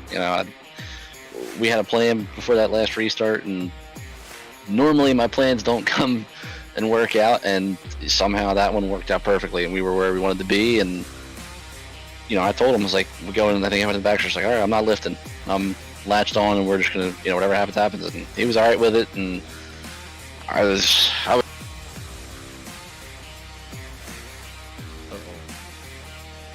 Oh, well, we kind of lost our audio there for 1 second. Discord not playing nicely.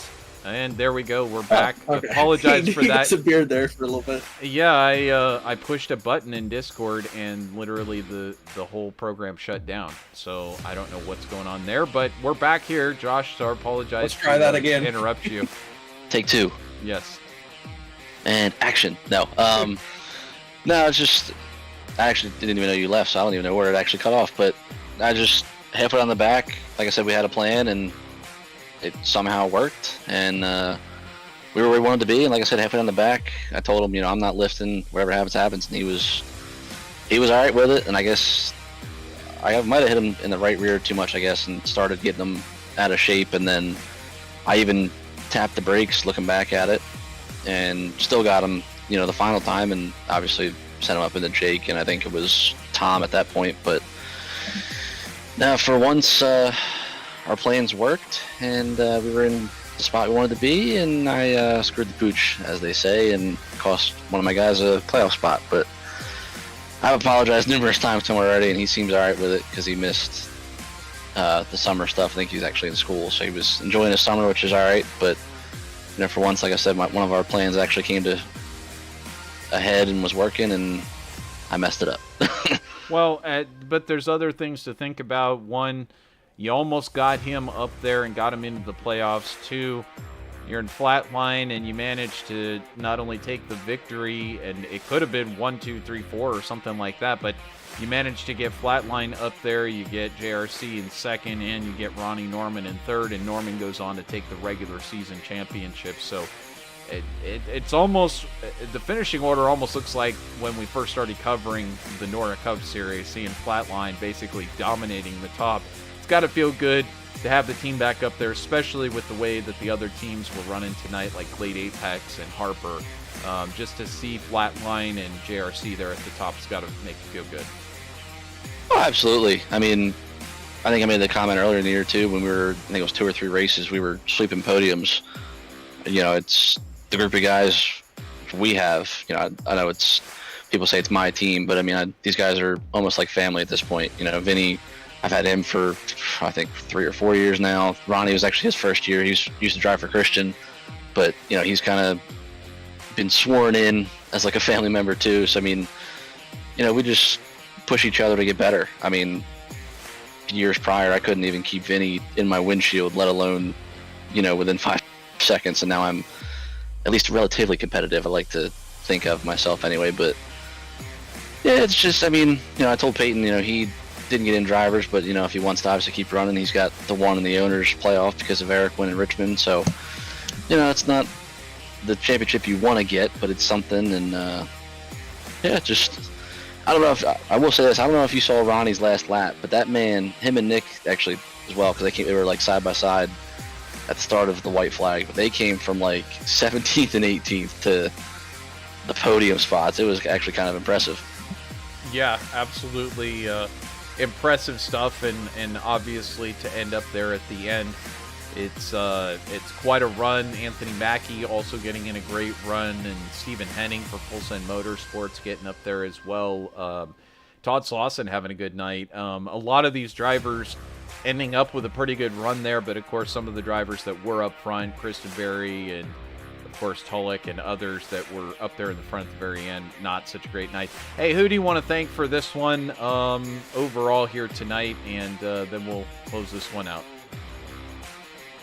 You guys for the broadcast. I always start off with you guys because obviously without you guys we wouldn't even have something to go back and watch. And I would like to think tonight was a good show. I mean, obviously it was a super speedway. I think it tied our biggest field, which, like I said, at super speedway, you kind of expect that almost. But I mean, for the most part, I thought it was a good race. I mean, we only had the 2 cautions that actually ended the stages, so really probably could have done without those. But then we had 2 cautions in the final stage that hopefully put on a good finish. I mean, it punched the field back up, and like I said, I mean, from my seat, it was exhilarating and exciting. So hopefully it was good for you guys. And just like I said, I mean, regular season's over in both series now. It's the trucks are 2 weeks into the playoffs, but hopefully everybody enjoys watching. I think it was the Glen. I tuned in because I was actually driving home from work, and there was, I think, almost 20 people watching, which we've never had for our series. So even just the viewership alone is nice. Like I said, I hope we put on good shows. We all want to win, obviously, and stuff like that, but obviously if it's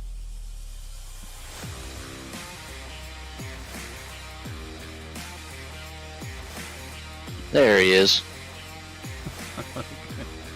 Sorry about that, Josh. Yeah, but we do put on good shows, and And you guys put on a great show each and every time that we see you. Of course, Daytona is just one of those great drafting tracks where it all goes. Assuming that half the field doesn't get wiped out, if you're coming to the checkered flag, you still got a full field of cars. Look out, it's going to be fun, and tonight was no exception. Josh did a fabulous job out there tonight. We'll look forward to seeing you here for the playoffs in a couple of weeks. Yeah, thank you, Trevor. Real quick, too, because I know the trucks are off next week for the holidays, so if I don't talk to you or Christian, have a safe and fun Labor Day weekend, and have some fun out there. Absolutely, we will. We'll be here for the other series that we cover, but you have some fun as well, and take the day off. We tell you Monday, you can have it off, Josh. Yeah, I like to hear that. That's Josh Conover. He takes victory here tonight. Unfortunate circumstances keeping one of his drivers out of the playoffs, but this was a wild one here, Christian. I mean, this is kind of what you expect from Daytona, but we saw it all. We saw different teams form at the front. We saw different drivers who potentially could win their way in, but at the end, it was the guy who took pole position, the guy who runs the whole show, and the guy who came out of nowhere there at the end and managed to take victory. Yeah, it was a great run for a lot of people. I know my team, all three of them finished in the top 10, so really happy about that.